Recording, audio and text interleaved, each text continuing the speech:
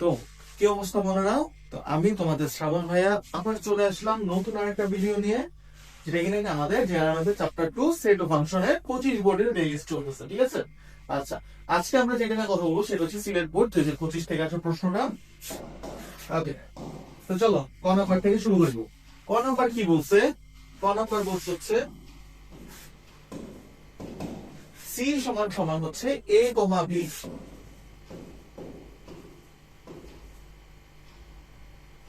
আর B সমান সমান হচ্ছে 1,2। বলছে যে সি ক্রস ডি নির্ণয় করো। এটা কিন্তু সি গুণ ডি না, ঠিক আছে? এটা কি গুণ চিহ্ন না, এটা কি ক্রস। এটা কি বলা হয়? ক্রস। হ্যাঁ, বিজ্ঞানী কার্তেশীয়, যে কার ওনার নাম অনুসারে আসছে কি কার্তেশীয় গুণস।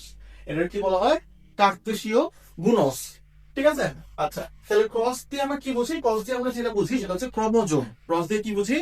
ক্রমজোড়। যখনই তোমার ক্রস করতে বলবে তখনই তুমি বুঝে নিবে কি সেখানে ক্রমজোড় বের হবে। কি বের হবে?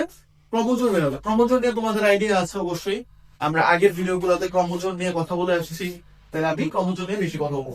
শুধু এতটুকু মনে রাখো যে ক্রসের আগে যেটা বসে, হ্যাঁ ক্রসের আগে যেটা বসে সেটা হয় কি ডোমেন, সেটা হয় কি ডোমেন। আর ক্রসের পরে যেটা বসে সেটা হয় কি রেঞ্জ। ঠিক আছে, ক্রসের আগে যেটা বসে সেটা হয় ডোমেন, ক্রসের পরে যেটা বসে সেটা হয় রেঞ্জ। ঠিক আছে, আচ্ছা তাইলে ক্রস ক্রস ক্রসের ক্ষেত্রে আমরা কি করি? ক্রসের ক্ষেত্রে আমরা করি জাস্ট কি প্রথমটার সাথে দ্বিতীয়টার বসে। যেমন ধরো যে এর সাথে একবার কি বসবে? 1 বসবে, আরেকবার এর সাথে কি বসবে? 2 বসবে।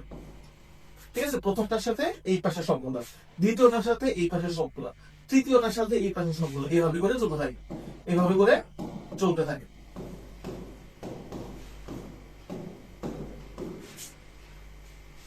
ঠিক আছে, এই হচ্ছে আমার সি ক্রস ডি। এটাই কি আমার সি ক্রস ডি। তাহলে ক্রস ডি বুঝতে পারছি যে আমার কি বের হবে? ক্রমজোড় বের হবে। ক্রস কি বের হবে? ক্রমজোড় বের হবে। আর ক্রমজোড়টা কিভাবে আসবে? আসবে হচ্ছে প্রথম যে সেটটা সেই সেট থেকে আসবে হচ্ছে আমার ডোমেন, এবং দ্বিতীয় যে সেটটা সেই সেট থেকে আসবে কি রেঞ্জ। এতটুকু বুঝতে পারছি? আচ্ছা, এটাতে না বুঝার তেমন কোনো কথা না, বুঝতে পারার কথা। তো চলো আমরা নেক্সট প্রশ্ন চলে যাই। খ নাম্বার। খ নাম্বারটাও খুবই সহজ একটা প্রশ্ন। সেটা কি? পাওয়ার সেট অফ এ নির্ণয় করো। পাওয়ার সেট অফ এ নির্ণয় করো। পাওয়ার সেট অফ এ নির্ণয় করে শিখিয়েছিলাম তোমাদেরকে, অবশ্যই শিখেছি। তোমরা যদি আগের ভিডিওগুলি দেখে আসো তাহলে দেখবে যে এটা তোমাদেরকে অবশ্যই শেখানো হয়েছে। তো চলো তারপর আমরা করি পাওয়ার সেট বের করার আগে কি বের করতে হয়? মূল যে সেটটা আছে সেই সেটটা বের করে নিতে হয়। তার মানে এ সেট, এর মান আমরা লেখা আছে কি? এর মান আমরা লেখা আছে x belongs to n, x belongs to n is to মৌলিক সংখ্যা, is to x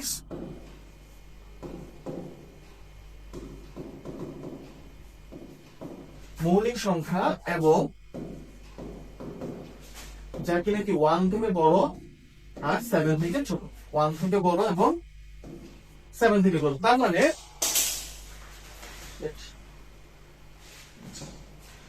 করে গেছিল, দেখো তার মানে কি? তার মানে 1 এবং 7 এর মাঝখানে, 1 এবং 7 এর মাঝখানে যতগুলি মৌলিক সংখ্যা আছে সবগুলি মৌলিক সংখ্যা নিয়ে আমার কি এ সেটটা গঠিত।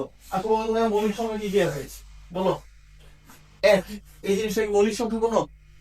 বলো, এক কি কোনো মৌলিক সংখ্যা? না, এক কিন্তু কোনো মৌলিক সংখ্যা না। এই ভুলটা কিন্তু তোমরা ভুলেও পেরো না যে এক আমি মৌলিক সংখ্যার তরে রেখে দেবো। না, এক হচ্ছে আমার মৌলিক সংখ্যা বাদ। আমার মৌলিক সংখ্যা শুরু হয় 2 থেকে। মৌলিক সংখ্যা শুরু হয় 2 থেকে, তাহলে 2 হবে অবশ্যই। তারপরে কি 3 হবে, 5 হবে, 2 3 5। তারপরে কি 7 হবে, তাই না? 7 কি হবে? হবে না, কারণ কি আমার শব্দ কি দাও 7 থেকে ছোট হইতে হবে, 7 থেকে ছোট হইতে হবে, তাহলে 7 আমার হবে না। ঠিক আছে, তাহলে এই তিনটে হচ্ছে আমার কি এ সেট। এই তিনটে কি আমার এ সেট এর উপাদান। ঠিক আছে, এখন আমার কি বলছে? পাওয়ার সেট অফ এ নির্ণয় করো। পাওয়ার সেট অফ এ নির্ণয় করো, তার মানে কি আমার সবগুলি উপসেট আগে লিখতে হবে, সবগুলি উপসেট আগে লিখতে হবে। তাহলে উপসেট কিভাবে শিখেছিলাম? উপসেট লেখা প্রথমে একটা একটা করে লিখবো, প্রথমে একটা একটা করে লিখবো, 2 3 5, তারপরে 2টা করে লিখবো, তাই না? 2টা করে লিখবো, 2 3, এবং সবসময় কি সামনের দিকে যাবো, সবসময় সামনের দিকে যাবো। তাহলে 2 এর সাথে একবার 3, 2 এর সাথে একবার 5। তারপরে 3 এর সাথে 5,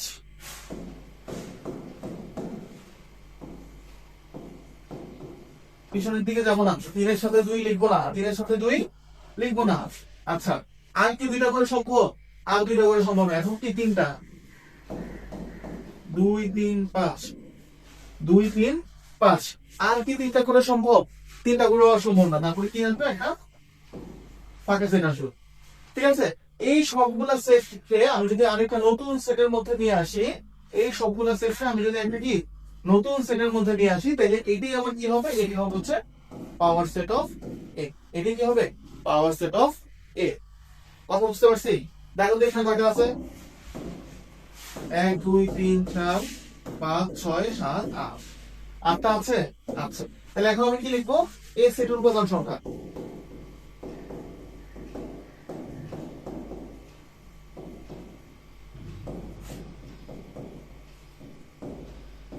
এসের উপাদান সংখ্যা কয়টা ছিল? 3টা। এসের উপাদান সংখ্যা কয়টা ছিল? 3টা। এটা আমার কি ধরতে বলছে? উপাদান সংখ্যা m। তাহলে 3 এর আমি কি ধরবো? m ধরবো। 3 এর আমি কি ধরবো? m ধরবো। ঠিক আছে? আচ্ছা, তারপরে কি? পাওয়ার সেট অফ a, সেটের উপাদান সংখ্যা। পাওয়ার সেট অফ a সেটের উপাদান সংখ্যা কত? 8টা। কত? 8টা। 8 এর কি লেখা যায়? 8 এর 2 কিউব লেখা যায় না? 8 এর 2 কিউব লেখা যায়। 8 এর 2 কিউব লেখা যায়। আর আমি 3 এর বদলে কত লিখবো? n লিখবো।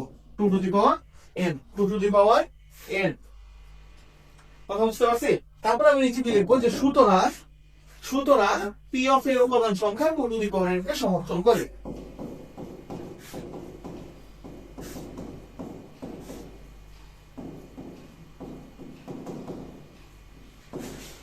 Two to the power n A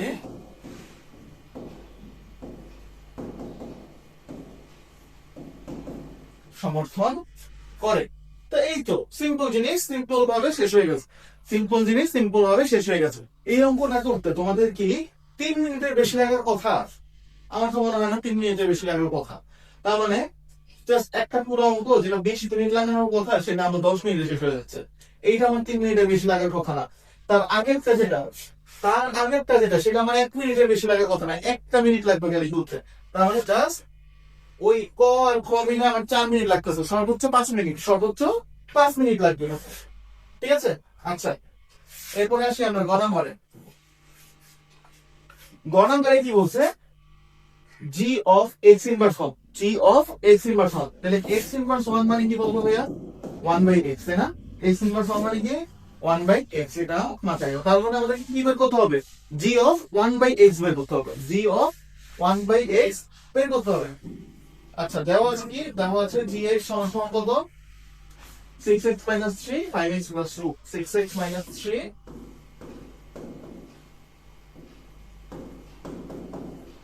5x plus 2, এটা আমার দেওয়া আছে। এখন আমরা কি করবো? g of 1/x বের করবো। g of 1/x বের করবো। 6 into 1/x minus 3, 5 into 1/x plus 2। আমি যদি লসাগু করি, নিচে থাকে কি x, আর এখানে 6 minus 3x, আর এখানেও থাকবে কি x, 5 plus 2x। তাহলে কি x আর x কাটা, x আর x কাটা।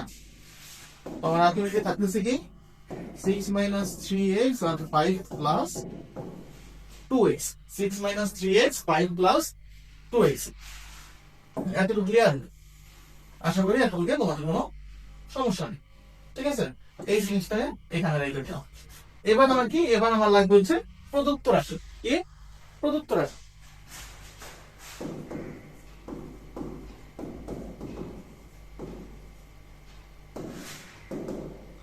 প্রদত্ত রাশি কি দাও? g of 1/x plus 3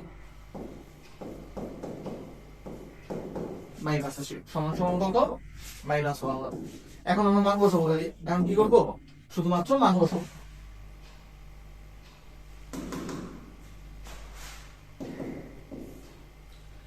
তাহলে এখানে 6 minus 3x, 5 plus 2x,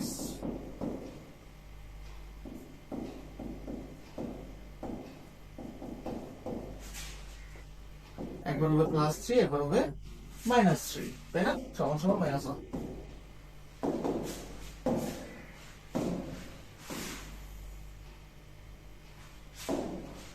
তারপরে কি, তারপরে লসাগু করবো। কি করবো? লসাগু করবো।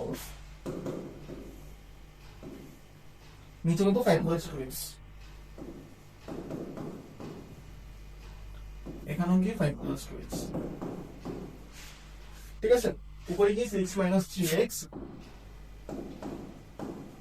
আর কি গুণ হবে কত? 3 × 5 = 15 প্লাস 3 × 9 = 6 প্লাস 15 প্লাস 6x, ঠিক আছে। আচ্ছা, এখানে অবধি 6 - 3x -15 - 6x -1, দেখো ঠিক আছে। আচ্ছা, এই যে এই নিচে আর এই নিচে পুরো কাটাকাটি চলে যায়, নিচেরটা কাটাকাটি চলে যায়, তাহলে আলটিমেটলি আমার কত থাকে? আলটিমেটলি আমার থাকতেছে এখানে 6 এর 15 কত হয়? 21। 6 এর 15 কত হয়? 21, 21 প্লাস 3x। আর এখানে কত হয়? 6 থেকে 15 বাদ দিলে, 6 থেকে 15 বাদ দিলে -9, -9 -9x, -9 সমান -1। তাহলে এখানে 21 প্লাস 3x সমান সমান, এইগুলার সব ওই পাশে নিয়ে গুণ করে দিব, এইগুলার সব ওই পাশে নিয়ে গুণ করে দিব, তাহলে মাইনাস মাইনাসে কি হবে? +9 প্লাস 9x, +9 প্লাস 9x, ঠিক আছে। এখন ক্লিয়ার? অবশ্যই ক্লিয়ার। 9টা এদিকে নিয়ে আসো,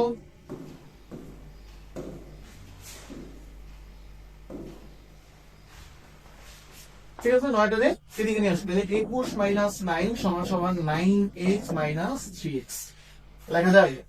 লেখা যায়। 21 থেকে 9 বাদ দিলে কত থাকে? 12 থাকে, তাই না? 21 থেকে 9 বাদ দিলে কত থাকে? 12 থাকে। আর 9 থেকে 3 বাদ দিলে 6 থাকে, 6x। তাহলে x সমান সমান কত? 12/6। তাহলে x সুতরাং x সমান সমান কত? 2। তাহলে x সমান সমান কত?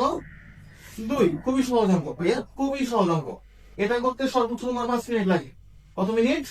এটা করতে সর্বোচ্চ তোমার 5 মিনিট সময় লাগে। তার মানে তুমি 10 মিনিটের মধ্যে একটা অঙ্ক শেষ হয়ে যাচ্ছে।